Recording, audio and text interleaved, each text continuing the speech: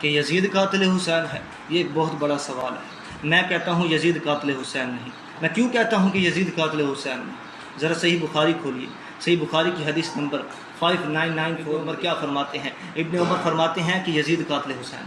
تو پھر کون ہے قاتل حسین کا؟ ذرا غور سے سنیے، اس حدیث کے راوی کون ہے؟ اس حدیث کے راوی ابو نعم ہے۔ ابو نعم فرماتے ہیں کنت شاہدا لابن عمر، میں ابن عمر کی خدمت میں حاضر تھا کہ ایک آدمی آیا، سألہ رجل عن دم البعوض، اس آدمی نے پوچھا کہ احرام مجھ سے مچھر کا قتل ہو گیا، اس کا کیا توان ہے، اس کا کیا مواخذہ ہے؟ تو ابن عمر نے فرمایا ممن انت، کہاں سے آیا ہے تو؟ اس آدمی نے کہا من اہل العراق، میں اہل عراق سے آیا ہوں۔